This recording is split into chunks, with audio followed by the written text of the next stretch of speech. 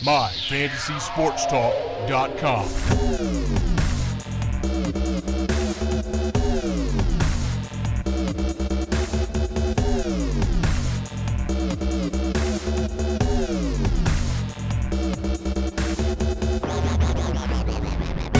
What is up, my fantasy people?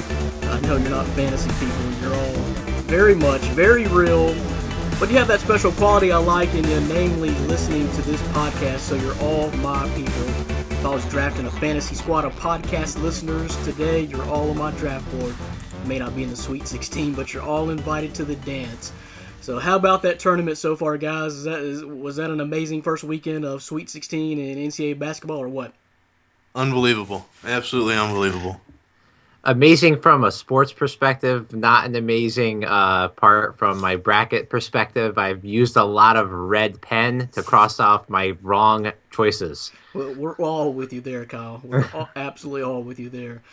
So, big weekend of sports to recap. We're going to get into that. Welcome to the show. You are listening to your favorite podcast, the one and only My Fantasy Podcast from myfantasysportstalk.com. We have a pretty sweet show lined up for you today, and we're going to review everything that happened over the last 4 days of madness. So who is left, who is not, and who is moving on. We'll give you our final four predictions by the end of this show. And also on today's show, we're going to talk more NFL free agency and the LaRoche saga that unfolded since we were on the air last, if you caught that last week.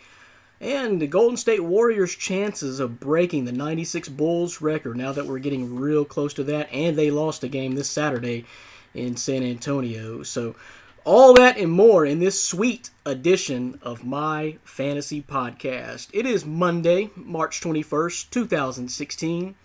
We are ready. Let's introduce the we I speak of. I am Brandon Reed, lead writer for myfantasysportstalk.com. Let me bring in the founder of myfantasysportstalk.com, Dan, the man, Schalk. Dan, how's that Gonzaga fight song go again? Oh, yeah. Seton Hall really did me in there. If any of the listeners remember last week, I called for an Isaiah Whitehead destruction of Gonzaga, and he went and shot 4 for 24 from the floor. So that's enough said on my part. And remember Josh Scott. I'm still going to remember him. Dan may quit the podcast early. But allow me to introduce our reigning and defending contributor of the month, Kyle Kirby. How's your bracket, bro? Oh, God, a disaster. I've spent the past hour trying to tape it all back. You know how you put something through the shredder, and then you got to try to find all the pieces, and you got to match them up. It's been like a puzzle from like Survivor or something, and I've been really bad at it. That's why you got to burn it, man. You got to burn it. Yeah, I know. No chance of that. You could have told me that before. Man, you could have came over. I was building the bonfire about 7 o'clock Friday night. Yeah. It was just about over from there. So, first, we're going to bring you some of the top stories. And before we get into the March Madness, everything that unfolded, all the shocks and surprises of the weekend, and give you our Sweet 16 to the Final Four picks, let's talk about the Golden State Warriors. We're getting real close now, just a handful of games, 13 left. They are 62-7, so we're getting real close, guys, and real serious to breaking that 96 Bulls record of 72-10.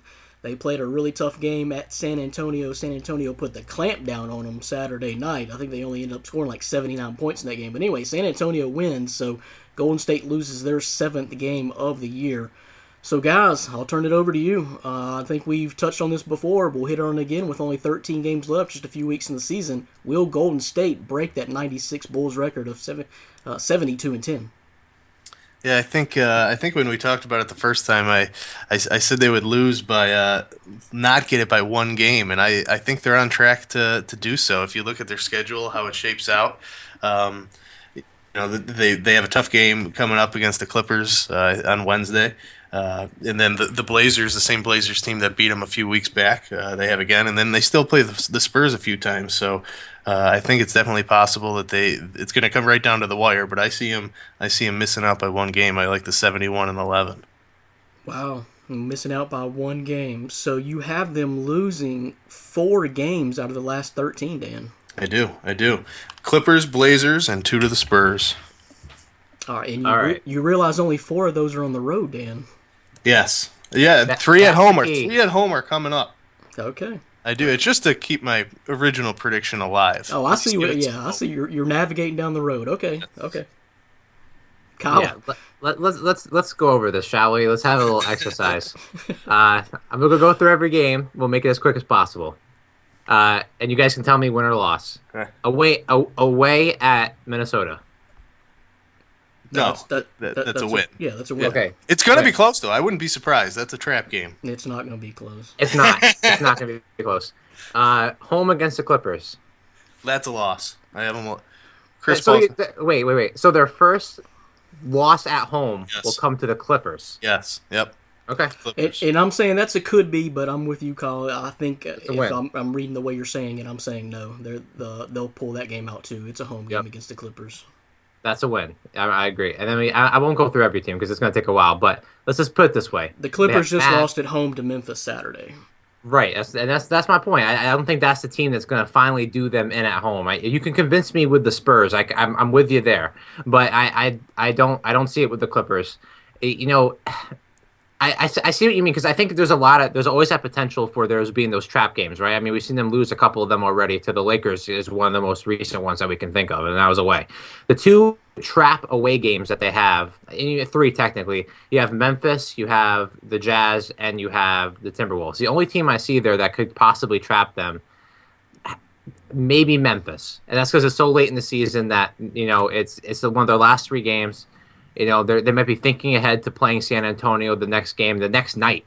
And so that's a potential trap game for me. I think they win all the other. I think they win the game against Utah, and I think they win the game against Minnesota. Now again, they play the Spurs on the road too, the second to last game of the season. I do see that as a loss as well. But let's just say that they have that one loss on the road, and they have that in that away game, and they have that one loss as a trap game. That's 2 losses. I still see them getting the rest of them. I'm starting to go a little bit more towards the middle of saying this. They might actually end up tying the record. I could see that being the story here. They just tie the record. They go 72-10, and we're all like, well, this is great. But, I still believe that they can do it because I think that the schedule does shake out for them to do it just based on how many games they play at home. Yeah, I'm more along the lines of you. I don't see them losing, but maybe 2 games out of this whole stretch.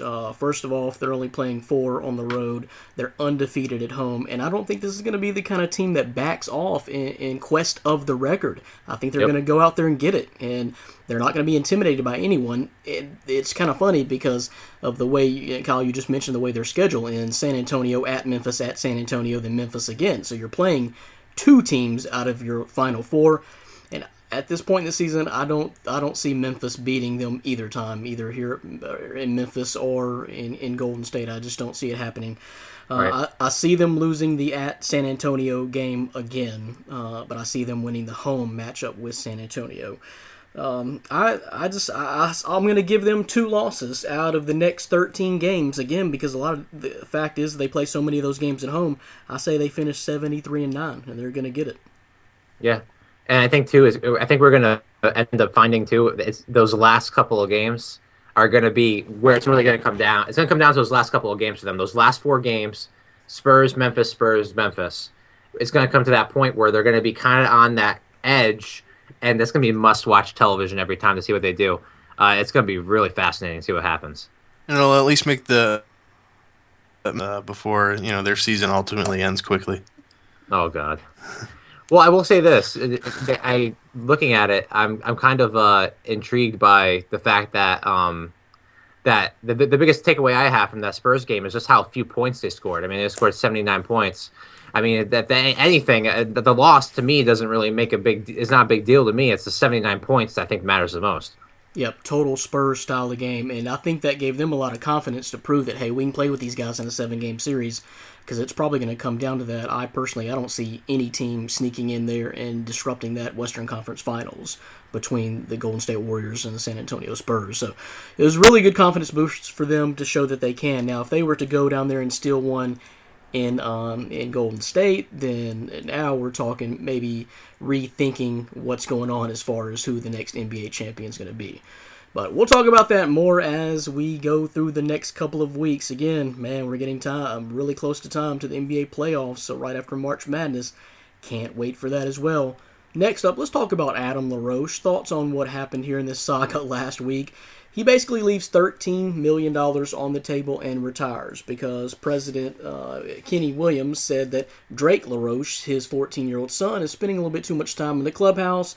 Well, it was kind of maybe a verbal understanding or just, some sort of understanding that was okay when he signed his contract. Well, apparently the two sides have kind of split differences there. I'm not sure if Williams thought that maybe it was just going to be an every once in a while type of thing. Apparently Drake was spending every day in the clubhouse, and it kind of went south. So Adam LaRoche decides to leave $13 million on the table. Family first, walks away from the game. What do you guys think about it?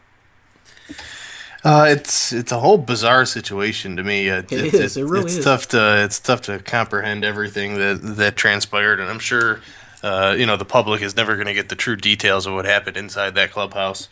Ultimately, when it comes to Adam LaRoche, I respect him for walking away. If that's what he believes in, that he wants his son around constantly through his baseball season. If that's something he needed in order to play this year, then good for him for walking away, leaving that money on the table. He's made $70 million his entire career, so it's not like he's okay. Yeah.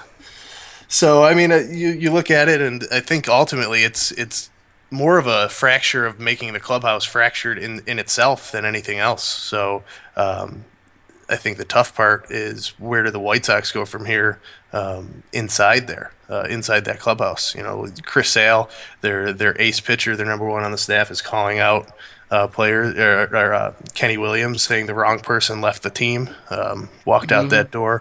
So I think that's a pretty big thing that they have to look at instead of the whole LaRoche situation. And I'm glad you mentioned that real quickly before we get to Kyle's thoughts on this, because that would be one of my next moves. To be honest with you, I'm looking to get rid of Chris Sale because I'm laying down the authority. And whether you like it or not, what happened with Adam LaRoche, players aren't dictating what happens to the clubhouse like that. And they almost boycotted the game, the preseason game they were about to play. But those comments, if one of my players, if I'm a president of a company, team, whatever, and one of my players' employees says that, we lost the wrong man going through the door, and is that adamant and defiant about it, then he's got to go. He's got to go. There's no way that relationship can continue, regardless of talent level. Yeah, that'll be tough to convince the Chicago fan base, though, to let your top picture. Well, then plus they're not going to be on your side anyway, probably because of the Adam LaRoche. Or all the fans are going to be like, just let the kid hang around, come on. So it really depends on the line that you're standing, on this whole situation. So, but I'm not expecting fans to be reasonable about it at all. Kyle? Yeah, you know what? I've said it many times. Baseball is one of the sports I don't follow very, very heavily. So as far as the baseball perspective from this side, I don't have a lot to offer. But from the human perspective, I'm just kind of looking at it from that way. When you guys mentioned the story today as something we wanted to talk about, I honestly hadn't really heard much about it. So I kind of looked into it a little bit, try to figure out what was going on. And honestly, I just find it so ridiculous that this is even a story. This is a joke. I read a really good article on the Chicago Tribune, so I'm going to give that a shout out real quick, where somebody quoted this woman. I don't know what relationship. I think she's a wife of another player, a former Royals third baseman. There we go. Her name is Bethany Randa, and I'll go quote her very quickly. She mentioned something about how her concern has always been that these kids already live a privileged life where rules don't always apply, where ridiculous money pours in, blah, blah, blah, blah. And she basically went on to say, what kind of lesson are we teaching this kid specifically, that he can just do whatever he wants, and then when daddy doesn't like what the boss says, he just quits? That's not the real world. And that kind of just gives us an insight to kind of what these athletes think sometimes. And to me, it's a non-story. It really is. To me, it's just the fact that this is even happening is just a joke.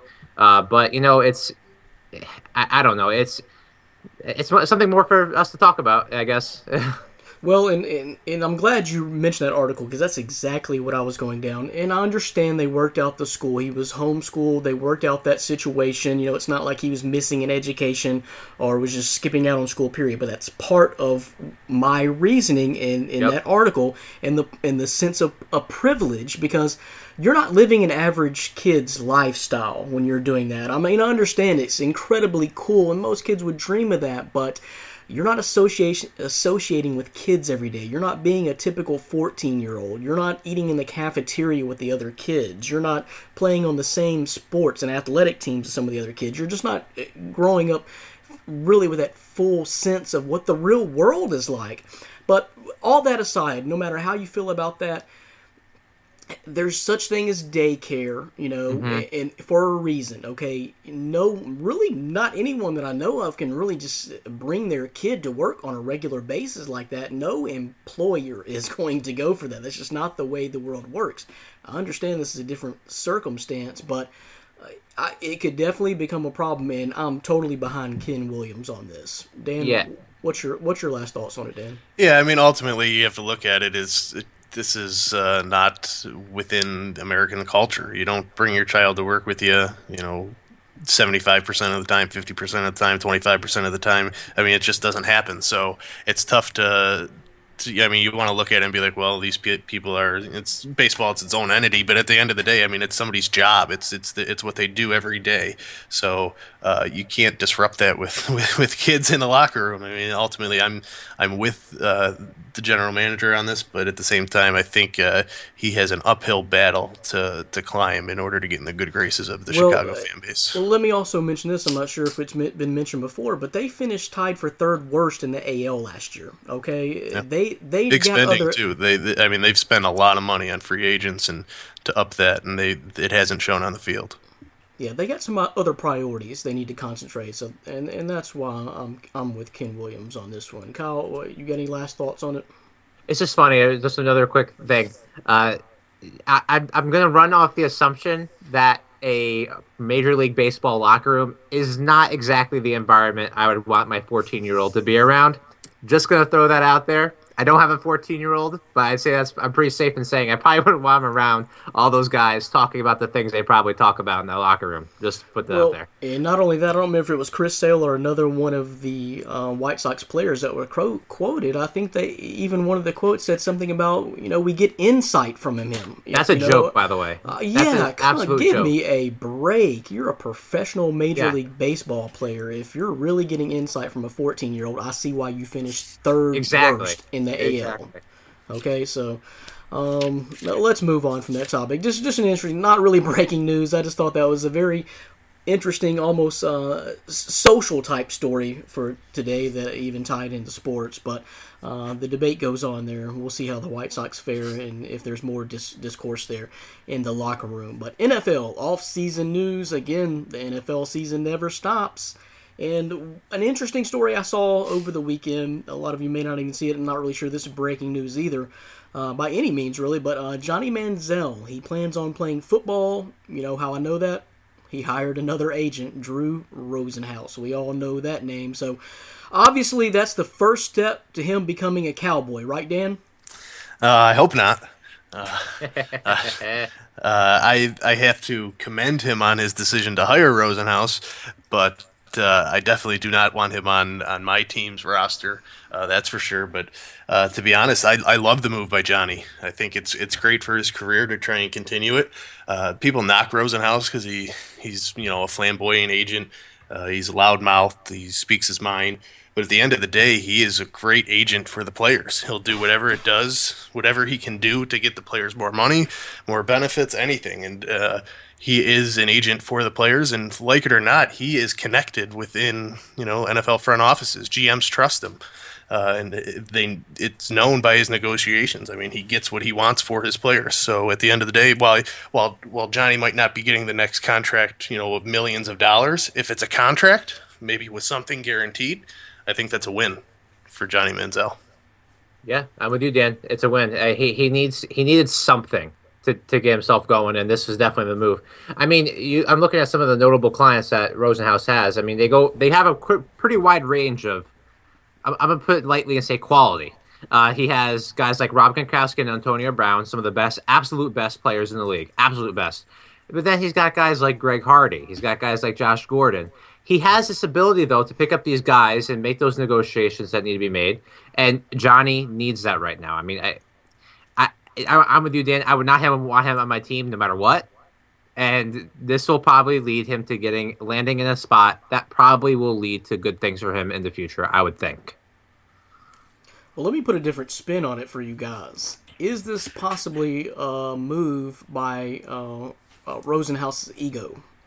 Just to kind of stay relevant, stay in the news. Not saying that he's not making money. You just mentioned his client list there, Kyle. But is this an ego move just to kind of jump in the Johnny Manziel storylines by Rosenhaus? Because really, I guess there's still technically a chance, but does Rosenhaus really think that Manziel is going to make him any serious money from this point on? Because I personally don't think he's got much of an NFL career left at all, if any.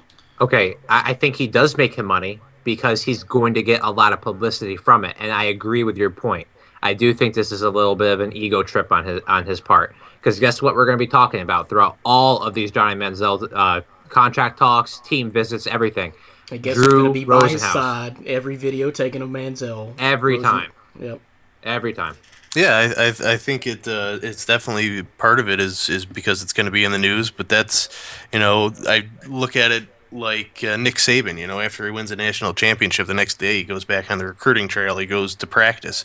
With Rosenhaus, it's somewhat of the same thing. He wants that next player that he can turn and market into an NFL superstar, and hopefully on Johnny with his play on the field might be able to do something like that. I mean, obviously his personal off the field issues are probably going to stop him from becoming anything in the NFL, but I think it's an ego trip for Rosenhaus to try and be able to turn him into, at least market him into a superstar again. Well, and that's the other thing now. We have to remember that Johnny is still possibly facing domestic abuse charges in Texas. So his whole NFL career right now was kind of put on hiatus and in jeopardy just because of the outcome of that situation. You never know what's going to happen there. But, in Texas, going back to the Cowboys thing, I mean, Jerry Jones can probably negotiate some kind of work release program for Manziel, right? No, it's not. No, not happening. It's not going to happen. Stephen Jones will stop his dad. He'll know what to do. I'm thinking he could just play home games, He don't have to travel. He may not be allowed out of the state, but... Is he Phil Jackson now? Is this what we're talking about? Yeah, just the home games, where I'm not asking, for permission to travel across state lines or anything like that. And, Romo's going to be hurt, so just maybe a couple of the home games that Romo is hurt in. No comment.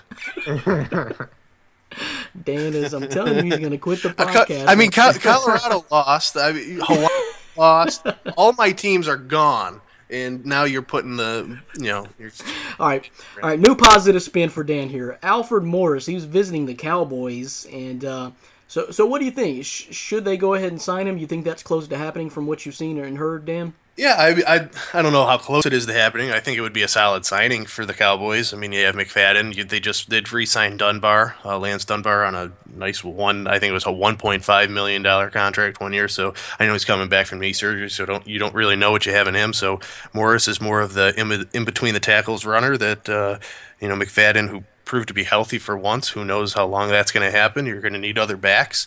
That was a surprise to me, Dan. That was a pretty big surprise this year. Yeah, me too. So I think Morris provides you depth. He's a proven runner who can get you 1,000 yards, and especially behind that Dallas offensive line, it would be a great signing. I don't think he's going to cost too much either. I think, you see this far in the free agency period, people start to just take deals because they're getting somewhat desperate for a job, I think. Yeah, I'm with you. No, absolutely good. It would definitely work. I think Alfred Morris has kind of always been a very underrated player as far as his ability. I mean, he's been playing in Washington for a while, so I think a lot of people look down on that aspect of his career. I think if he goes to a team like Dallas, I think people are going to see him a little bit more. And Dan, you're absolutely right. Running behind that offensive line and having somebody like McFadden to share the load, it's going to work out really well for him. I think he says, if we're talking about, just real quick, fantasy value, I don't think he has any fantasy value, but I think he'll be very, very useful as far as on the field play for the Cowboys. I mean, as far as the other options that are available, there aren't a ton, and I think he will sign for a little bit less money, and it'll definitely contribute. Yep, I agree, and I think he will definitely fit in and play a role in that Dallas Cowboys system.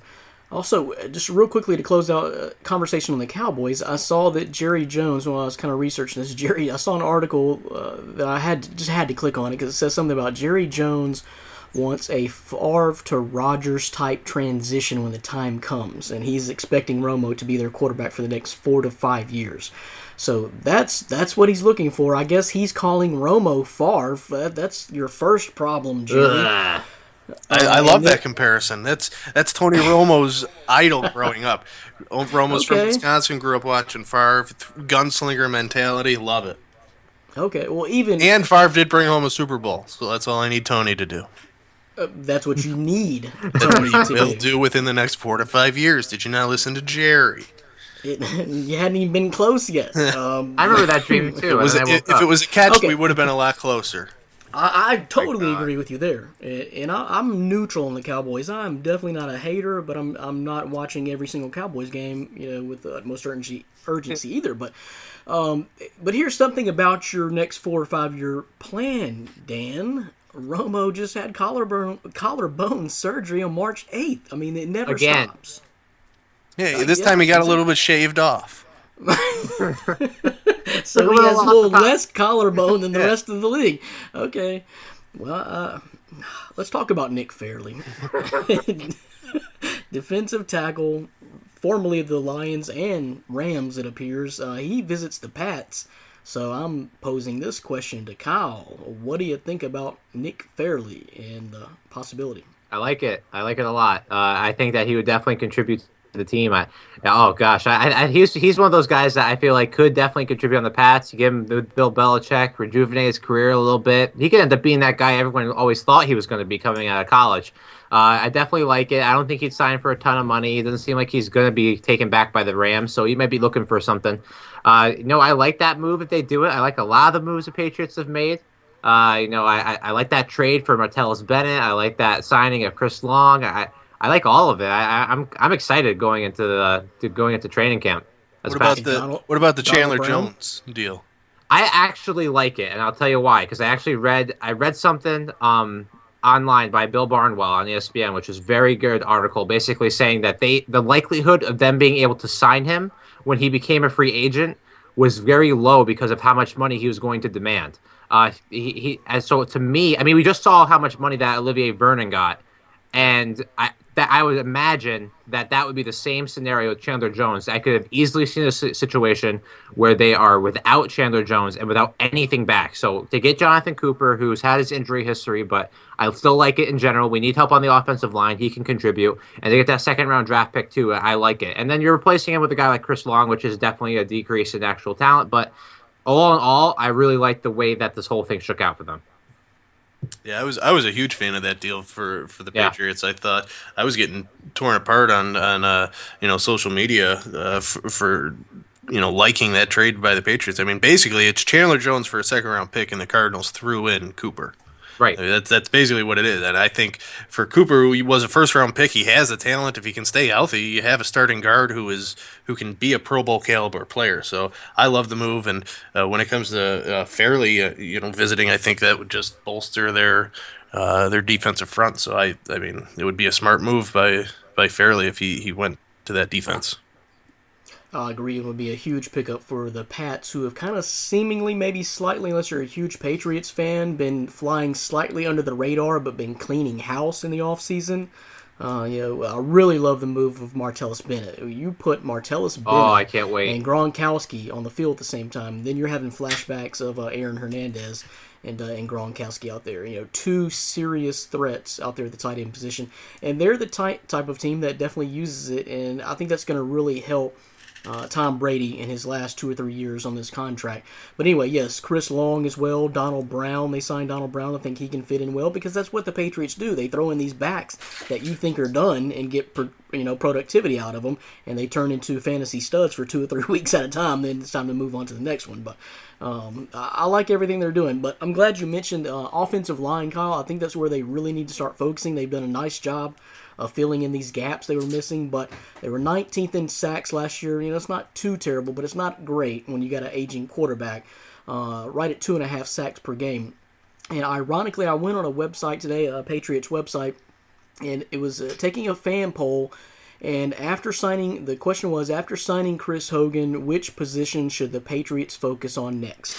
There was 5 options. Offensive line got 47% of the fan votes. Makes sense. I'm totally agreeing with that. Yep, I'm totally agreeing with that. So we'll see if they work that out through the draft or they continue to kind of pursue other guys in free agency. But I think they're doing a really nice job so far of closing out this NFL off-season period by really adding some talent and filling in some gaps where they need to. Let's move on. Let's talk about Colin Kaepernick real quickly. Now, most likely out of trade talks with Cleveland that I'm seeing, Denver still appears to be the most interested in Colin Kaepernick, and he's owed $11.9 million of still on the roster of San Francisco by April 1st. So this relationship with San Francisco puzzles me. After Chip Kelly was hired, I'm thinking, okay, well, that's a perfect match made in heaven. And then so it came out that Cap was looking to leave, that, I don't know, maybe this wasn't a match made in heaven at all. And you see trade talk surfacing with Cleveland, Denver. What do you guys make out of it? We're getting pretty late in the offseason here. Why hasn't a move been made yet? What's holding it up? Or, what exactly do you see playing out here in Colin Kaepernick's situation? I ultimately, unless a team is willing to pay Kaepernick, I think the 49ers are going to paying for him, which kind of doesn't make a lot of sense. But the front office they know what they have in Kaepernick, and I think they brought Chip Kelly in with the assumption that he can work with Kaepernick and kind of jumpstart his career. So I personally think he's going to end up staying in San Francisco with an outside chance of Denver, but I think Denver kind of likes what they have in Sanchez, a veteran quarterback who can take some snaps, with that defense. I know it's not going to be the same defense, but I think they're going to be somewhat comfortable with him, and then maybe looking in the draft to assess further. So Dan, real quickly, with Kaepernick and San Francisco, what's the reason for discontent, do you think, between the two sides? What exactly is it? I think it's more on Kaepernick's end than the actual front office. I think the front office went in with hiring Chip Kelly with the idea that he's going to work with Kaepernick. From what I've heard, it's Kaepernick not wanting to work with Chip Kelly. He's done, or you think he's just he was upset that he was benched pretty much in favor of a inferior quarterback in Blaine Gabbert, and he didn't. He felt the mistrust there with Trent Baalke and the administration. So I think it's more, which has not changed exactly. So I think it's more Kaepernick wanting to be out than I've read reports he's been willing to even go to Cleveland, and if that's even a thought in your mind, you're pissed off by who you're working for right now. Yeah, agreed. Yeah, to have any desire to go to Cleveland is things gotta be rough where you're at. It's I kind of am in the belief that I'm with you, Dan. I think that he's going to end up staying with the 49ers because I don't think there are any other options going to go through. I don't know why the Broncos are so set on thinking that Mark Sanchez is going to work for them. He's fine. But to me, I think Kaepernick's a much better talent. And if you're the Broncos, you got to win right now. Because I don't think they're going to have a lot of more opportunities to really get a lot of Super Bowl runs coming up here. So for me, if I'm them, I sign a guy like Kaepernick, or I sign one of these guys who, you know what, maybe it doesn't work out great, and then you turn to Mark Sanchez and you still got a shot. But if it works out, you're a Super Bowl contender immediately, and you're the type of team that could, again, repeat and keep going for a couple of years. But at the end of the day, I don't think they're going to take on that salary. That contract, and I think he's going to end up staying in 49ers, and we're going to see this whole soap opera play out between him and Chip Kelly for the whole offseason and into the season.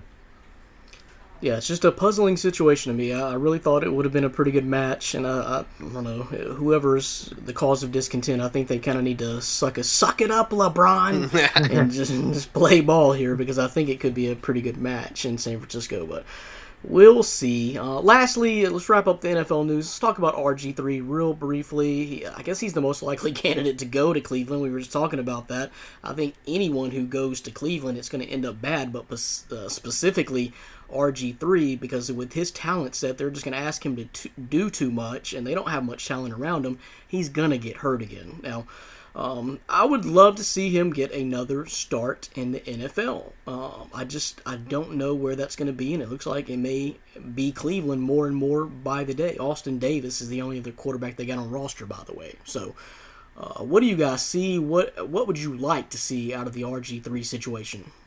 Do you guys know that picture of the Cleveland Browns quarterback jersey? They keep adding the names to the end of them. You know what I'm talking about? It's like a big long list. It looks like a scroll from like Harry Potter. It's like very, very long. I think we can get ready to add another name to that and just keep it moving. He's going to end up signing with the Browns, I think. I think this is what we're going to see. And he's going from a situation with a team with not a lot of talent to a team with even less talent. And he is going to have to do even more. It's going to be bad. It's going to be exciting for Browns fans going into the season. It's going to be great. They're going to buy their jerseys. It's going to be, oh my God, we got ourselves a former first round pick quarterback. This is going to work out great. And he's going to end up being asked to do too much. He's going to get hurt, or he's just not going to perform well because the talent isn't there. And we're going to keep moving to another quarterback again. And this is going to be the same story. If RG3 were a smart man, he would go anywhere away from Cleveland, take a backup job for a year and 2-year deal, just be an understudy somewhere. I know he might want to play, and Cleveland might give him the best chance. But if you're going to get killed, if you're going to be in Cleveland, I mean, I live in Buffalo. It's right on Lake Erie. It's not an enjoyable place all the time. I don't do it, Robert. Come on, no way. Well, and again, I'd love to see him get another chance. I mean, personally, I've always kind of rooted for the guy. I would love to see him in Philly. I think he's better than Chase Daniel, but anyway, I'd like to see him in Philly to play Washington twice a year and say, take that, Kirk Cousins. I mean, that'd be awesome. I think everything was really mishandled in Washington, to be honest with you. Now, I know his injuries really has been the main dictating factor of how his career has gone, but I think there was just a lot of different circumstances that kept him down in Washington that was just really not necessary. And maybe this would be a different person or a different player at this point if those things didn't go down that way. But we'll see. Very intriguing storylines in this NFL offseason. And RG3, Colin Kaepernick, where will they end up? I tell you what. It's time to move on to NCAA tournament talk. You are listening to My Fantasy Podcast from MyFantasySportsTalk.com. Brandon Reed, Dan Shaw, Kyle Kirby here. Woo, let's take a breath because we're going to need it, guys. We're going to sum up the NCAA tournament in just a few minutes if we can. The action that we saw the first 4 days of the tournament. Day one started out, it was not bad, but day two kicked in, and I'll be honest with you, I've probably watched more of this tournament in the last few years because unlike Jay Billis, who I heard mention earlier this morning that he didn't really think there was much parity, and 15 out of the 16 Sweet 16 teams, were from power conferences. But I'll tell you, outside of the 1/16 matches, I was watching every game because I honestly had no clue who might win. What do you guys think? I watched game after game after game. I loved it. I'm speechless over the games that I saw this weekend. It was fantastic. Every game was phenomenal. Just about. I mean, you had your couple blowouts, but besides that, I think CBS and Turner Sports made their money this week with the amount of exciting action they had. Yeah, I mean, unfortunately I was working during Thursday and Friday, so I couldn't watch them live. But my eyes were glued to that GameCast. I'll tell you. Even that GameCast was exciting because half of those games were going nuts. It was awesome. I mean, I watched as much as I could, like I said, and every game, it's like you just turned it on. Any channel you turn to, TBS, True TV, whatever channels it was on, just awesome games through and through. One of the best tournaments ever as far as the unsurprising nature of it. The surprising nature, I should say. Right, yeah, I'm with you. I got you. I'm totally with you there. Again, like I said, I think outside the 1/16 matchups, I don't know. I don't ever put too much faith in that because we've never seen it, but everything else is fair game. And I honestly thought this year, 3 versus 14, you're not safe. We saw 15 versus 2 isn't safe, and just on down the line. Now it's like 8-9 is a toss-up, 7-10 is a toss-up, just on and on. It's just so many good matchups. I started out pretty good in my bracket. Went 15-1 Thursday. My only loss was to Little Rock in double OT over Purdue. We all saw how that was. I even picked the Yale over Baylor game, so I got really lucky and almost went 16-0. But I tell you what, day two got me. Day two got me for sure. But let's kind of go down, guys, and let's just talk about day by day. We'll start out with Thursday, the first day of the tournament. I was a little surprised UNC Wilmington fought with Duke for so long, although I think, was it maybe you, Dan, both you guys tried to warn me about the rivalry, I guess, there with Wilmington and Duke, but, I mean, the game was in Providence, it wasn't even in North Carolina, so the Seahawks played a good game. Duke was favored by 10, but the Seahawks played a good game.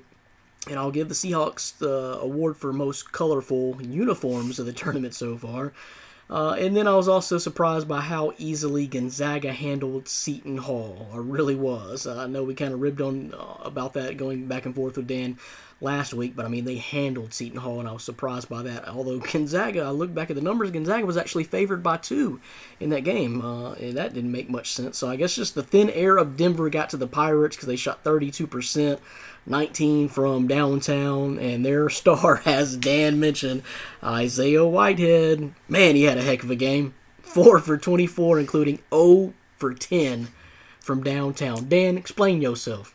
I purposely went to bed at halftime of that game. I was done for the night.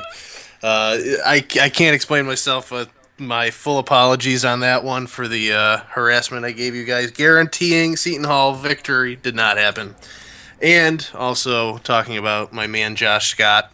I will miss you, Colorado Buffalo, great legend. There will never be another Josh Scott. It was a great game, that the Colorado UConn game. I think a lot of people know I was tuned into that one. And I got to admit too, Josh Scott is a heck of a player. He did what he could. He's just an all around good player. I think he's gonna have a solid NBA career. I think he's not gonna be talked about a lot, but he might have a chance to move on. And how tall is he? Dan? Is he 6'10"? 6'11". Yeah. 6'11". Yeah. He's got a good NBA frame. So I mean that one hurt. They were down by 13 with 3 minutes to go, and they got it back within 3. Colorado did late, so they toyed with my heartstrings a little bit. But I ultimately Yale on Thursday blew my mind. Makai Mason dropping 31 points. I loved watching him play. Everybody knows his name. He was something special to watch, and that's what I like about March. Watching these small school players.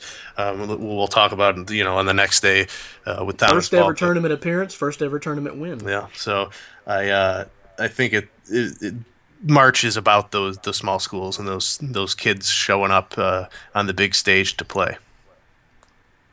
Yeah, for me, again, we're talking just about Thursday here, and I believe this game happened on Thursday. The Little Rock, Arkansas. I mean, going up against Purdue. I had Purdue going to my Elite Eight, so that really messed me up quite a bit, I'll tell you.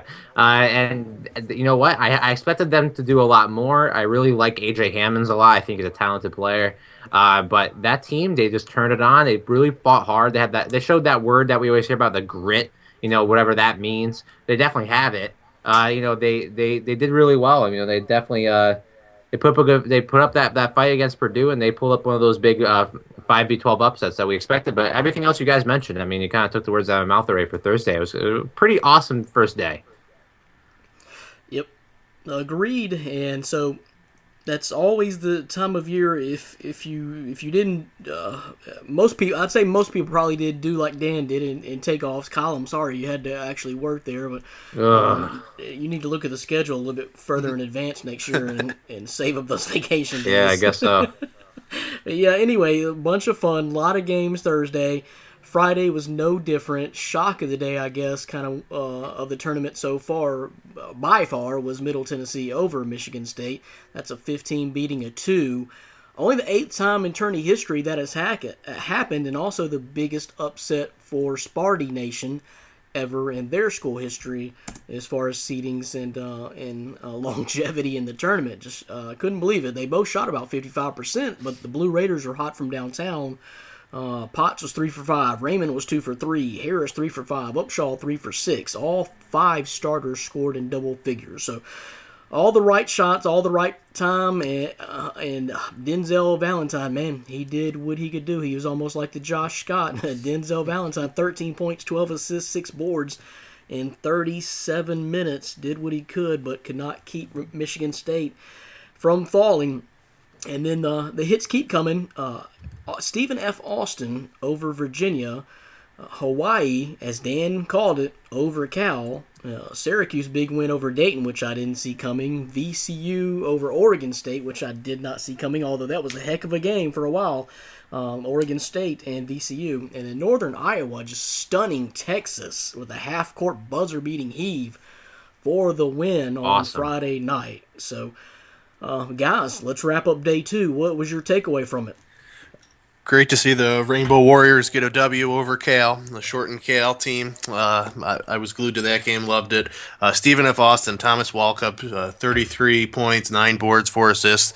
He could do it all. Everybody knows his name. He was a great player to watch. I really enjoyed him. I gave him a little shout out on Twitter after their first round win. I'm sure he appreciated that. But yeah, other than that, Middle Tennessee, I know we were talking back and forth, Brandon, when that game was going on, and it started out 15-2, and I said, goodbye, Michigan State, and Brandon was like, there's no way it'll happen, and everybody was on board. We all thought Michigan State was going to come back, but they looked like they were. Yeah, and they put throughout the entire game. I mean, Middle Tennessee State did a great job always being able to pull away, and Michigan State never had the lead once, so I think it was an impressive show by Middle Tennessee. And you know what? That just kind of proved what can happen when the 3 ball starts to fall. And I think that's kind of what I mentioned before, and I got this one wrong. South Dakota State over Maryland, and I was anticipating there was a chance that they would be able to hit the 3 ball and that would result in the win. Little did I know, I was right that ends up happening. That you do end up having these teams that when they start hitting the 3 ball, it can really lead to an upset. Didn't want it to happen to my pick to win the whole thing, though. That didn't work out well for me. Oh, God, what a disaster there. But an awesome game. They totally deserved it. Awesome, really cool. That's what March Madness is about. You know, I wrote an article over the weekend about the ups and downs, basically, more or less, an ode to the frustrating beauty of March Madness basketball, and kind of mentioned how after day 1, I went to bed right before a lot of those late games, got a couple upset picks right that night. When I woke up the next morning, I was rejuvenated. I thought I had a chance, and then Michigan State loses, and I'm just depressed. It's just the worst feeling. That killed a lot of people's brackets, Kyle. I mean, I definitely had them in the Final Four. I didn't have them as my champion, but I had them in the Final Four. So when that happens in the first round, you start looking at all the red that has the domino effect on your bracket, like round 2, round 3, Elite 8. So it just absolutely kills your bracket. But yeah, a great article by you. What's the title again, Kyle? I'm pretty sure it's something along the lines of an ode to the frustrating beauty of March Madness. That is up on the website right now, myfantasysportstalk.com. Check it out. It did very well for us over the weekend. It just kind of summarizes some of the passion and feelings that just filling out a bracket can do for you over the period of what they call March Madness. So, well, let's move on. That was the first 2 days, always epic days. Saturday, round 2. Really, the only real upset in my eyes was Saturday. It was the Gonzaga over Utah. And I guess, again, that was just one of those things of the thin air of Denver bit a team, although Utah should be a little bit more familiar with it, I guess. But the Utes only had 2 guys reach double figures. They were down by 15 at the half and just never recovered. And Dan, tried to tell you, seniors, Kyle Wiltshire, Kyle Dranganis, and Eric McClellan, along with that super sophomore, I don't really know how to pronounce his first name, DeMontis. Anyway, Sabonis is his last name. Because his dad was Arvydas Sabonis. And just an excellent player there, super sophomore. But anyway, experienced tournament team, just like UConn. We talked about them. And once Gonzaga gets in the tournament, they were very underseeded, in my opinion. Should have been no lower than an 8 seed, but it actually worked out pretty well for them because they're getting to play a bunch of double-digit seeds in the tournament going forward. So, and to this point, so they're a dangerous team. You never know what might happen with Gonzaga. That was a pretty big upset over Utah, though, a 3 seed. Yeah, I was definitely surprised by that one. Obviously, I didn't even have him coming out of the first week or first day. Yep, that one ripped your heart out, Dan. Yeah, so that was a tough one. Saturday though, I was very impressed by Indiana. I wrote a preview and prediction for that game and predicted Kentucky to pull it out by a few points. But Indiana, I mean, they showed up. They played the entire game, and I was really impressed with Thomas Bryant, the freshman center for the Hoosiers. I thought he would get handled a little bit by Poitras inside, and he showed that he can hang, and he's got some really good low post scoring ability that I was surprised to see. So Indiana stuck out for me on Saturday. Two really good games by Bryant. Right, yeah, Both the Indiana yeah, teams. they were blowing out Chattanooga, so I didn't pay too much attention to them on Thursday, but yeah, that Kentucky Indiana matchup had my two storied programs like that, so that was a great game to watch. I have a quick stat on the Indiana versus Kentucky game, guys. The Wildcats had 5 players that played 107 minutes on the floor and only scored 24 points. That just kind of summed up the Wildcats' night. I mean, it was a back and forth game, but just I think they've been suffering with some chemistry issues all year, and that kind of showed. Again, 5 players that played a total of 107 minutes and only got 24 points while on the floor. That's not going to win you many games. No, it's not. I mean, at the end of the day, I think that's the disappointing thing about Kentucky. I think a lot of people had them coming out and possibly upsetting UNC in the next round. That's not going to end up happening, clearly now. I want to give a shout out to a couple of teams here, like the Butlers, the Yales, and the Wichita States of the world, who really put up good fights in their games. I actually, specifically speaking about Wichita State, I followed that team kind of closely the past couple of years. I ended up, I don't know if you guys remember this player, but Cleanthony Early. He actually graduated with him from my high school in the same year. So I actually knew a lot about this kid, and he was awesome when he was on the team. So the past couple of years when he was playing on that team, they made those runs, those really deep, surprising runs. I was following that team a little bit. Really good team, showed a lot of fight. They were down by more than 20 at one point, and they just stormed back, had the lead for a second, and they just couldn't maintain it. Really good senior backcourt and Ron Baker and Fred Van Vliet. Fred Van Vliet. That's a hard one. Say that 5 times fast. But he's No thanks. yeah, God, the Domantas Sabonis. But Dematas. Yeah, there you go. There you go. Dematas. But and again, good team. Good senior backcourt. Couldn't quite get it done. Keep the dream going. And again, with Yale, and then they put up a decent fight against Duke and Butler against Virginia. I mean, that's what we want, right? We want these teams to make these games interesting. I think I'm with Dan a little bit. I'm a little disappointed in the lack of Cinderella's left in the tournament now, though. It's kind of without a dog in the fight, I really don't know who I want to really root for.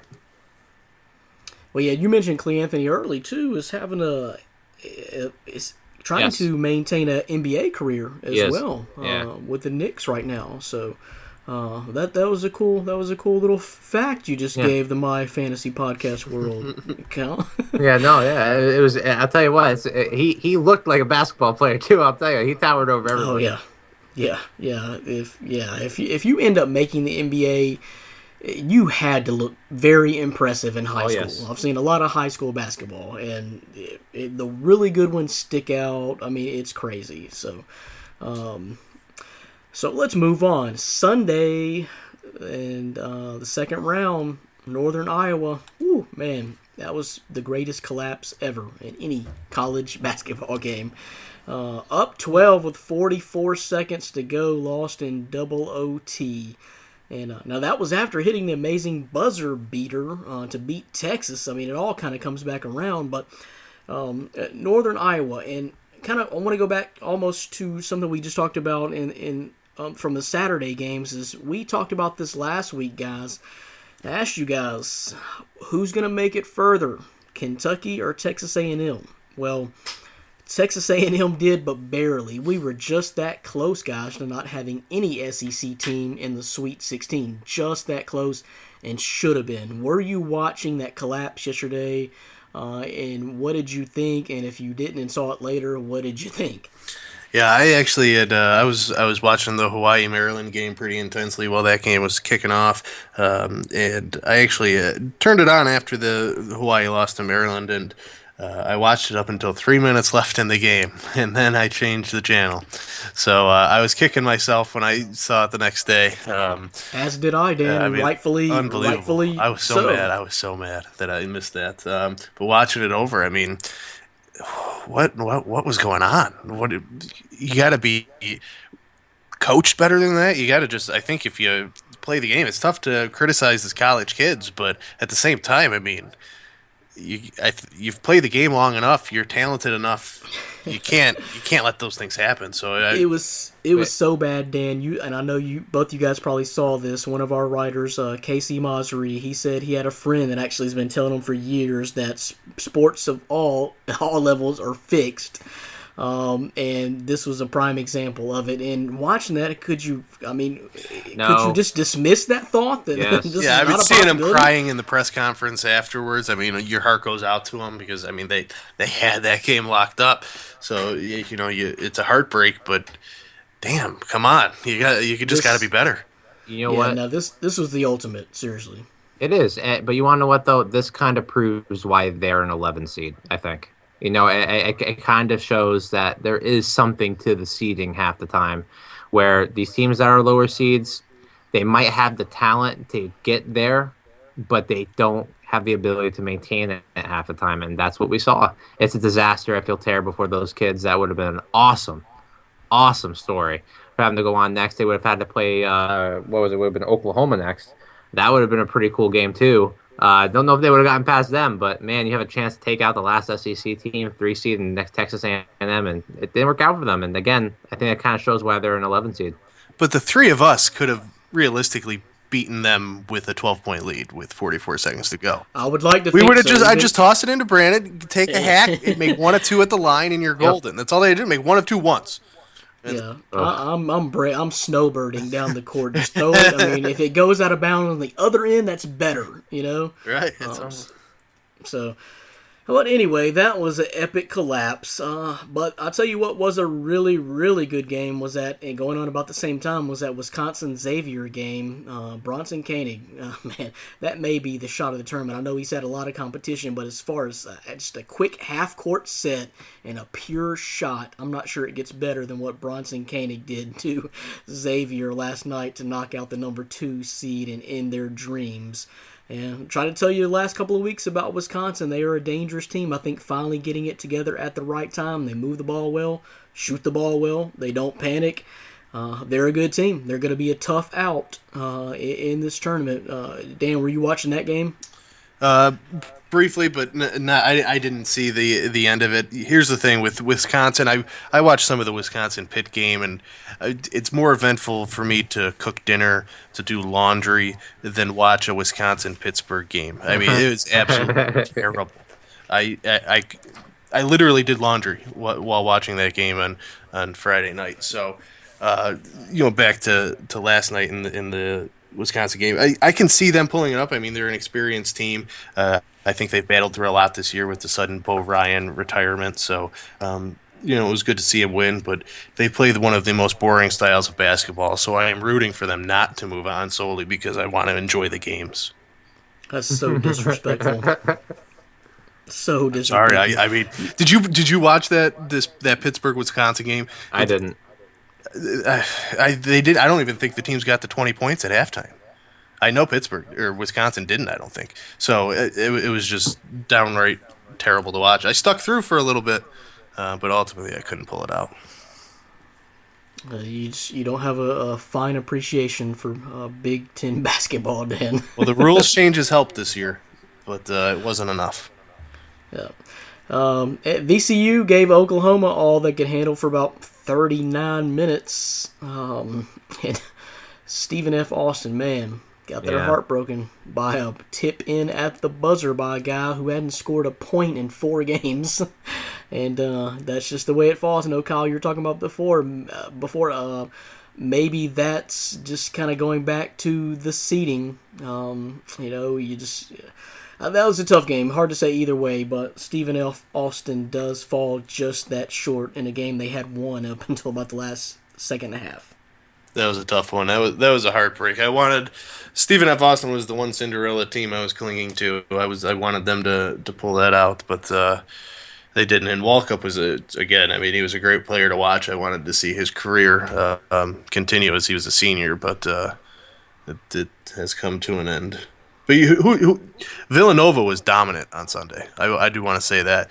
If I don't know if any of you caught their games, but I mean, I think they had four starters in double digits, and overall just dominant. No, Well, that yeah, I'm sorry. Go ahead, Kyle. yeah, no, I saw a little bit of it, and I think that I made a joke last week about this being another heartbreaking year for Villanova basketball, but I Not don't. so fast. Not so fast, right? And I think this is good. Maybe they're finding that fire inside of them, and the inspiration. They're definitely playing. It definitely seems like they're playing inspired basketball. They don't want to be upset again. So I don't know. I mean, they're gonna have an awesome matchup against Miami coming up here. I'm really excited to watch what happens there. That'll be a That great will game. be a great Oh, yeah. game. Yes. And that is why Dan is the founder of this whole thing, and he's the man, because that was a brilliant segue. That's what I want to talk about next. The most impressive teams of the weekend. And right at the top of my list is the Villanova Wildcats. They beat UNC Asheville 86-56 and then beat Iowa 87-68. Jalen Brunson, Ryan Archdiakonou, Josh Hart, Chris Jenkins, Daniel Oshefu. This is a complete team, and I know those names, fairly well. And to me, if that's not my team, and I know 4 or 5 of your starters are names fairly well, then I think you're a pretty good team, and I think they have a pretty exceptional coach as well. And I'm guilty of dismissing this team in the past a little bit, even this year, really just because of conference. I mean, they were a part of the big, mighty Big East, but that is not the same Big East anymore. But I am starting to really seriously reconsider how far I have this Villanova team going. We just talked about them playing a really tough team, Miami, which I love as well. But what are we thinking about Villanova, Miami going forward, guys? I love Villanova. I think they're probably one of the hottest teams playing, most complete teams in the tournament. The tough part is if they can get past Miami, which is another senior laden bunch who has been playing another set of great basketball, they run into then possibly Kansas or Maryland. So I think that South bracket is absolutely stacked. Well, I think that would be pretty much like a Final Four Exactly. game, honestly, in my opinion. Yep, exactly. So I think if they can even pull it off against Miami, I think they have a tough road ahead of them. So if they are to pull through, I mean, they've definitely earned their spot. Yeah, agreed. And I'll tell you what, it's going to be tough though. That Miami team, there's something else. I really like that Angel Rodriguez player. He's something that he's a really good player. A lot of that grit, that fight. He has that ability to really put the team on his back and kind of push them forward. In that game against Wichita State, things were crumbling down around them, and he steadied the ship. He had that amazing that I don't think he meant for it to go in, but he still somehow made that shot go in, where he kind of threw it up off the glass and it somehow went in. He hit almost all of his three free throws going down the end there when he got fouled a lot. This is a team that has that ability to really test Villanova. For the first time, we're going to end up seeing the real test for Villanova in this tournament. It's going to be great. I'm really excited for that one. That's my game I'm looking forward to the most out of all the games that are left here. That's a really strong backcourt with the Miami Hurricane, with the Angel Rodriguez and Sheldon McClellan and Devin Reed as well. They're a really solid backcourt, and that is going to be a really good game. Any other teams that were most impressive outside Villanova, Miami? Dan, who else did you have your eye on is just really impressing you? Indiana. I know I had talked about them briefly, but I mean the show that they put on against the Wildcats and completely dismantled Chattanooga, so much so that I couldn't even turn it on because it was a blowout from the beginning. Didn't even let them. And in those 5-12 matchups, you never really know how that's going to go. But they just ran with it, 89-74. They ended up winning. I mean, I wanted to have my Hawaii or Stephen F. Austin here, who really impressed me, but sadly, the Cinderella teams aren't really here. I mean, we have our Gonzagas, but nothing else really stuck out to me as most March Madnesses do, with at least one or two Cinderella stories still being alive at the Sweet 16. I think that's one of the biggest things that sticks out. There is no Cinderella team. Well, I'll tell you what, that team you just mentioned, that's my pick for most impressive team is Gonzaga. I Yep. mean, they to go up against a 6 seed and a 3 seed and not beat them, but handle them. I mean, we mentioned before about them possibly being underseeded. I don't think there's a debate about that anymore. Now they have Syracuse come up next, a team that not only is the lowest seed that they've played, but a team with significantly less talent, I think, than the other team that Well, they and played. also, guys, this is something I kind of keep going back on is they lost their 7-1 center Karnowski at some point during the year, so they're playing without a 7-1 center, and I don't care how good the dude is. If he's 7-1, he's going to make a difference out there on the basketball floor. Agreed. And so I mean, that's someone else they could really use right now that might be just another person that could get them over the hump or make a huge difference in the tournament going forward, and the Sweet 16, Elite Eight, and on even further. Yeah, and they have a real path to get to the Final Four here. I think. They do. It's gonna be hard. That matchup against either Iowa State or Virginia, it's gonna be a tough one for sure. But if that'll be their toughest game yet, and if they end up handling Syracuse like I think they will, that's gonna be their first real test. If they can keep it tight, they can win that game and be in the Final Four. Gonzaga in the Final Four. And how about this, guys, real quickly?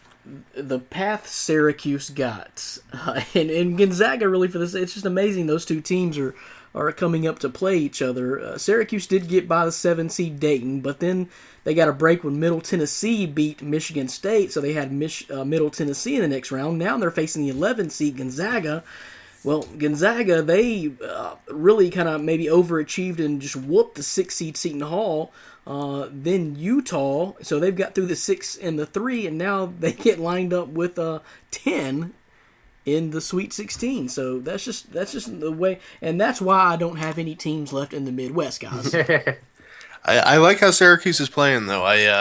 And I know we're about to be doing some picks, so I won't give it away. But that's a sneaky team.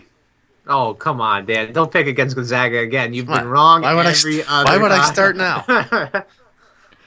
Well, and I agree with Dan because they did play in the ACC. I'm not counting it. I mean, I didn't really think they belonged in the tournament or should have got in resume-wise. But now that they're here, and they're a team. Trevor Cooney, Yep. Malachi Richardson, the freshman. yeah, he's phenomenal.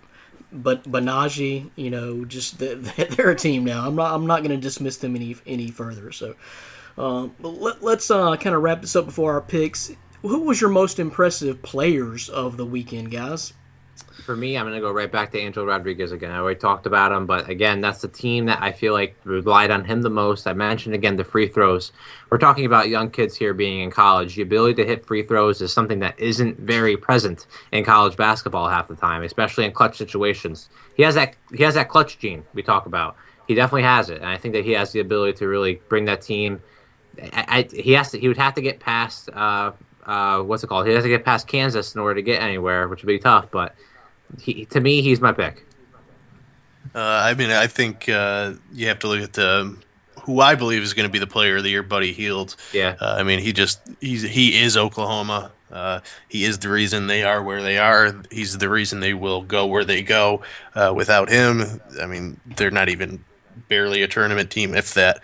So, he was impressive. 36 points against VCU the other day. Just completely dominant. And his stroke from the three-point range has improved so much from last season. It's unbelievable. Well, this is interesting because I'm going with someone completely different. So great segment, guys. I'm going with George Niang out of Iowa State. This dude, how about this for a stat line? 28, 6 boards, and 3 assists in both games. That's awesome. Same exact stat line in both games. Granted, it was against Little Rock and Iona, but this dude is a complete package. He is really a dangerous player. I think he's about 6'10", right at 6'11". Can swing and hit the 3 as well. Watch out, Virginia. That's all I got to say. It's Virginia. Andrew Charbas. I know I'm mispronouncing his name, but Charbas. Anyway, big dude from Butler gave them fits, scoring 25 on Virginia. So all I got to say is watch out, Virginia. George Niang is definitely one of the top 5 or 6 players in the country to me, in my opinion. So that stat line was amazing. But George Niang gets my vote, and that's interesting because George Niang also kind of, since I didn't really actually pick a team in the Midwest that actually made it, I'm having to rethink some things, and George Niang helped my decision there quite a bit. Not to give anything away too early, but we are going to move into giving you our Sweet 16 picks. You are listening to My Fantasy Podcast from MyFantasySportsTalk.com. This is Brandon Reed along with Dan Schalk and Kyle Kirby. It is time to do it. Let's go ahead and start with the South region, and we'll make this real quick. Kansas versus Maryland. You guys know I like Maryland. They gutted it out against Hawaii. I like Maryland, like their backcourt, like Trimble. But Kansas is really playing strong now. I got Kansas winning that one. And this is going to be one of the best games of the tournament, in my opinion. We just talked about Miami and Villanova, but I've got Villanova squeaking that out. I just think they're playing hot at the right time, and I think a lot of teams are underestimating Villanova. So I'm setting up a Kansas-Villanova matchup in the Elite Eight. And again, I'm just going to have to go chalk here, Rock Chalk Jayhawk. Kansas, they're a solid team. They're such a solid team.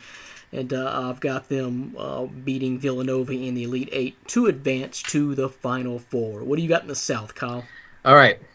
Kansas over Maryland. Going chalk. Best team in the nation. Haven't shown any sign that they're not that yet. Until they show that they're not that, maybe they get tested by Maryland here. I'm going with them as far as I can take them at this point, especially with the lack of all these teams I picked earlier. Now, again, that Miami-Nova game, we talked about it. There's no need to talk about it anymore. Best game of the weekend, I think. Best game of the upcoming week here. I'm going to go Miami. I'm going to go with them. I like that. I like how Villanova's playing. Villanova's probably going to prove me wrong again, and I'll be completely okay with that because I would like to see them probably get something back here. But I'm going to go with Miami. It gives me Kansas versus Miami. And again, like you said, chalk, Kansas, Final Four. Can I pick Colorado? No? You can. Well, okay. It was a glimmer of hope. Josh Scott. Kansas, Maryland, yeah, I mean, right with you guys, Kansas is the most complete team. I see them actually dominating Maryland. I think that'll be a 20-point game at halftime. Then Miami, Villanova, that's going to be right down to the wire. Yep. My heart says Villanova. My head says Miami. I'm going to go with my heart and go Villanova. Just because I want to see, they've always been out on the first weekend, so it's nice to see them finally get to a Sweet 16 for the first time in a while. I like Jay Wright as a coach, so I think they'll pull it out. And then Kansas advancing to the Final Four. Nobody's touching them. I will say, we mentioned the lack of Cinderella teams, and the odd way Villanova's kind of that team, aren't they? I mean, they're a high seed, but with all this stuff that's happening, from respect-wise, conference-wise, yep, no, I agree. Dan, real quick for you, Maryland plus Josh Scott, who wins? If Maryland had Josh Scott, right? Maryland, they're winning it all. Yep, exactly. They're winning it all. Okay. Just want to confirm there. Man, your disrespect of Maryland is so... What did you just say? They're going to be down by 20 at halftime. Halftime. Okay. All right, we'll see about that. Man, crazy. All right, we'll move on to the West. Oregon is the 1 seed, but man, talk about disrespect. Is Oregon one of the most disrespected 1 seeds? Maybe outside of Dan. Dan wrote a nice article about them, but I don't know. I just don't think many people are taking them seriously. Oregon versus Duke, and I'm actually going with Duke now. The way Grayson Allen has been putting up numbers here and just controlling games, I think he's played every single minute on the floor for Duke as well, all 80 possible minutes in the tournament. But I just think this might be where Duke is Duke and just plays like Duke and does Duke-like things, and your number 1 seed gets bounced. So Duke over Oregon. And I'm going to go for the upset here. I keep waiting. I told you guys I saw Oklahoma play at Memphis earlier this year. Was not impressed. I've seen too many times this year when Buddy Hield has just put that team on his shoulders. And I do like Latin. I like some of the guys for Oklahoma, but it's too many times just a one-man show, Buddy Hield or bust. And you even kind of saw that in the last game when he had 29 second half points. So I've just been kind of waiting for that moment to say Oklahoma is going to lose, and I guess this is that moment, kind of like I'm picking Duke over Oregon. I'm picking Texas A&M over Oklahoma, and in the Final Four, in the Elite Eight, contest between Duke and Texas A&M, I'm going to go with the SEC, the 3 seed over Duke, and say Texas A&M makes the Final Four out of the West. Your turn. I am going the exact opposite from you, Brandon. I actually had I'm going to pick Oregon in the first round against Duke. Bold prediction: Oregon mascot sticks out his webbed foot and trips Grayson Allen. That's my bold prediction. No, that's a side joke. Everyone knows about Grayson Allen being a jerk. He Oregon's going to beat Duke. I think they're going to take that one home. I'm going to go with Oklahoma over A&M. I'm going Buddy or bust for the rest of this tournament. I think I like that player. I like that team. It's one of the teams I like to watch the most. And like I said, I don't have a dog in the fight. Aside from Gonzaga, who I'm going to be cheering for a lot as the lowest seed left, I'm going to go with Oklahoma here, taking out Oregon to go to the Final Four. And I think Oklahoma's a popular pick right now, and I may be totally off about that. It's just kind of one of those things where I made up my mind probably in December, and I could be very wrong. For the Oregon Duke matchup, I think Oregon is one of the most underrated 1 seeds in quite some time. I've had my chance to watch them a lot. Watching a lot of Pac-12 hoops this year. They're a complete team. They have a lot of depth as well, and they can shoot it from the outside. They have the bodies inside. They can bust it. And Dylan Brooks is a guy to watch because he can make it from all over the floor. So I have Oregon advancing past Duke. The biggest thing with Duke is, I think they play like a 7-man rotation. It's just not going to be enough against the way Oregon plays up and down the court like that. And then when it comes to Texas A&M, Oklahoma, I think it's proven in the NCAA tournament that a 1-man show can only get you so far. So I have Oklahoma coming up short. Buddy Hield is just not going to be able to continue it every single game, and I like how A&M has the inside and outside presence. Caruso, their guard, who's a senior leader, he's a fun player to watch. And then when it comes to Oregon, A&M matching up in the Elite Eight, I'm going to roll with the Ducks, another complete team that I think ultimately will be one of the best games. Will be that Kansas-Oregon Final Four matchup. All right, so Dan all in for Oregon, but actually taking my side on the Oklahoma thing, huh? I am. Yep. Although Texas A&M was that close to being out, but sometimes that's the wake-up call you need in a tournament type situation. So we'll see. We'll also move on to the East. Number 1, North Carolina versus number 5, Indiana is the way it went down after that Indiana-Kentucky showdown. A lot of people kind of doing their reseedings has picked North Carolina now as the number 1 overall seed based on what they've seen. I don't necessarily know about that, but they definitely haven't lost any stock to me. I have them going really far as just a kind of a hint for next week. I definitely got them beating Indiana, and I'm going with Wisconsin, the hot team here, over Notre Dame. I know much of the displeasure of Dan. He'll have to sit through that. That'll probably be another one of those boring games, but I like Wisconsin's style. I think they got some players, and I just like watching them play. It's a different brand, but they're very smooth. I think they're a very complete team. So I have them beating Notre Dame, and then Carolina beating Wisconsin. Not even going to talk about it any further. I've got Carolina going a really long ways, guys. Brandon, I'm with you on this one completely. Carolina over Indiana. I actually kind of do think Carolina might be the number 1 overall at this point. I mean, it's close between them and Kansas, I think, as of the teams that are left. And, yeah, I kind of like the idea of Wisconsin being Notre Dame. I'm going to go with them there, too. And not going to talk much more about it. Carolina over Wisconsin, easy pick, Final Four. I'm going opposite of you guys. I'm Hoosier Nation. All right. Thomas Bryan, I already talked about him, but it's going to be all about Yogi Ferrell, Marcus Page, that matchup. Yeah. I think Yogi Ferrell's going to get the better of him, and I think Indiana will upset the Tar Heels. And then Notre Dame, Wisconsin, no one wins. No one. So it doesn't even matter. I'm not even going to pick a winner because it should not be on. Indiana wins by forfeit. Yeah, so Indiana is going to move on to the Final Four, and really just nobody turn on that matchup. Okay.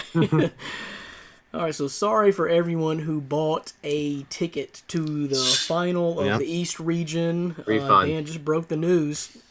One team will not even be there. It's going to be a forfeit in Indiana. Man, okay. All right. Well, I got you. Even though Marcus Page has been at North Carolina like 7 years, you're still going with Yogi.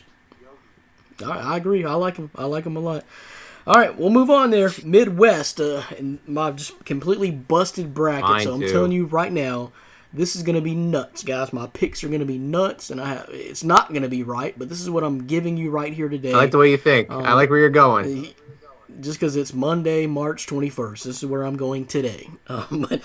Virginia, Iowa State. I read something today that says the better shooting teams and higher scoring teams are some of the most dangerous in the tournament. That, to me, is Iowa State. I got Iowa State beating Virginia again. George Niang, in case you didn't know. Next game, 10 versus 11 seed for the Elite Eight. I'm sticking with Gonzaga here. No need to change themes now. I know Syracuse can be very dangerous with that backcourt, but Benaje and Trevor Cooney. But I'm sticking with Gonzaga here. I think they're a really good team, under-seeded for sure, and I've got them moving on and beating Gonzaga. So that leaves me of a Midwest final in the Elite Eight of Iowa State and Gonzaga. My only rationale is Gonzaga's magic runs out, and Iowa State has got the better player in the matchup and one of the best players in the country. To me, George Niang. Iowa State wins and goes to the Final Four. I can't even say that straightly, but yeah. Anyway, go ahead. That's what happened. All right, I'm gonna be even crazier. Are you ready? All right, I'm gonna go with Virginia. That's not the crazy part. Virginia over Iowa State. Virginia wins there. Then I got Gonzaga over Syracuse. The Gonzaga, like we said, perennially underseeded. Very good team. And then, you ready? It's time. Gonzaga Bulldogs rally and fight with heart and hustle. Triumph tonight. Defend the kennel with all your might. Bringing glory to our alma mater. That's a fight song, by the way. Sabonis. Yep. I'm going with Gonzaga because guess what? I don't care. The rest of this entire region of my bracket has been completely destroyed. I'm going with my heart. I want them to win. It's going to be fun to root for them. Gonzaga to the Final Four. I'm going to be wrong like I've been the whole time. I don't care.